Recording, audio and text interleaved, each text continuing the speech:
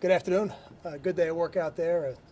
Beautiful December weather. I would not have anticipated these temperatures in December, but it's certainly nice to be outside with just a sweatshirt on. Questions? Kyle, do you want it to be a little colder on game time? I know South Florida typically struggles in the cold. I learned a long time ago not to concern myself with things I don't have any control over. I'd like to think I could control the thermostat outside, but I can't. So, whatever the temperature is, it'll be the same for both teams. Your predecessor could. I know. I saw him do it a couple times. Okay.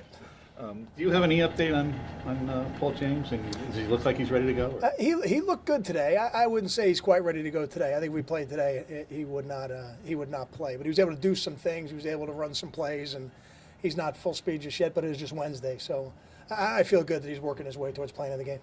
How about Patine? You feel better about him? I do. Yeah, I think Patine is probably a lot closer to being 100% than he was last week, and he's taking some reps at guard and taking some reps at center, and he'll be able to do both for us on Saturday night. Does that help the versatility on the line of what you want to do? Oh, sure. It definitely does. It definitely does. To have a guy who's played as much as him. I mean, it was a couple of years ago in the Pinstripe Bowl. He played the whole game, I think, at left guard. About the defensive issues that have been talked about many times. What's been kind of wrong with the offense in the last few weeks? I think he scored 17 in 3 straight games.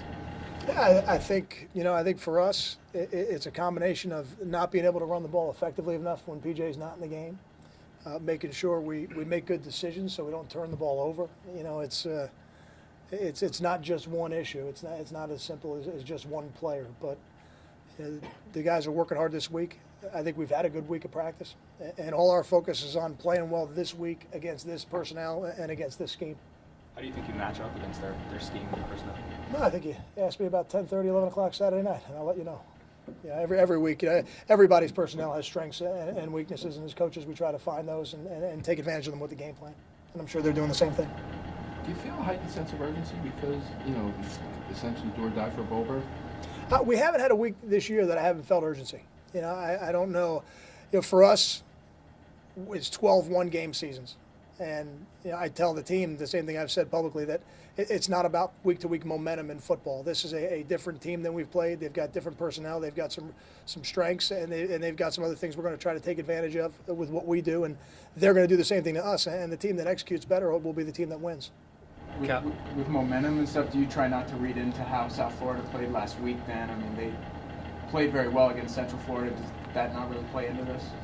I don't concern myself with whether or not they won or lost the game. We're looking at the performance to see which of their players are trending and what directions they're trending in, and who are they going to try to match up. We're trying to anticipate some of their moves that they'll do on defense. Who are they going to try and take away from us?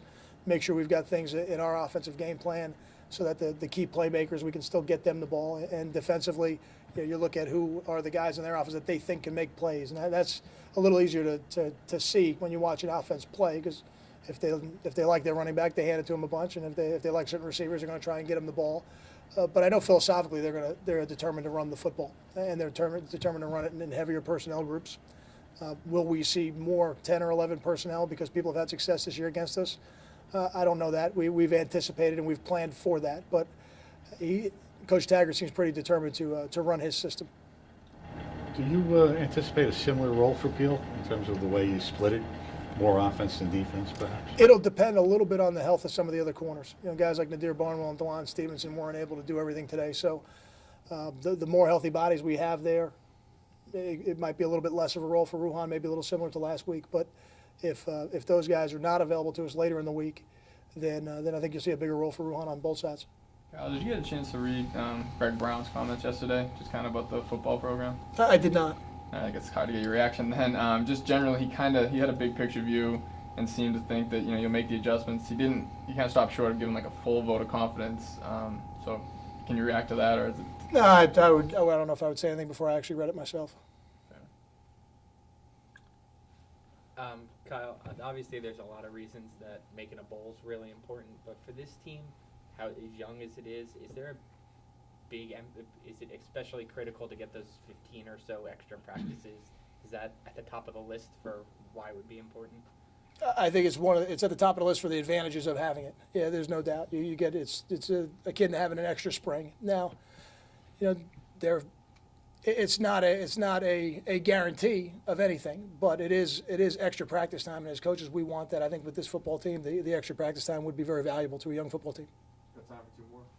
Obviously, no sacks allowed last week. What do you think changed there? Obviously, different quarterback, but what do you think Chase did well and what the line did well? Well, I thought for the most part we did a pretty good job of winning some one-on-ones up front. There were a couple pressures where Chase did a nice job of sliding and moving and getting rid of the ball and triggering the ball on time. And protection. When I was the offensive line coach, we talked about 11-man protection, and that's really what it is. It's the receivers running the routes at the right depths. It's the quarterback triggering the ball on time. It's the tight ends, the line, the backs, whoever's in the protection unit, making sure that they fit the pieces where they need to fit in. And you win one-on-ones as tackles, and sometimes the back might be chipping his way out, and that's helping you win the one-on-one. So I think when all those pieces work together, you got a chance to have a day with no sacks. Coach, how has Karan Pratt kind of helped the younger receivers like Carlton and Leonte kind of adjust, and how has he been a leader this year? I think Karan Pratt helps the younger receivers or younger players on our team much in the same way that Devin and Jason helped Logan Ryan. He is such a meticulous preparer and such an excellent practice player from the moment he steps on the field, whether it's individual period, special teams roles, or as a wide receiver. And I think modeling that kind of behavior for the younger players is priceless in your program to have guys like that. Thanks, Scott. Thank you. Thank you. Good job.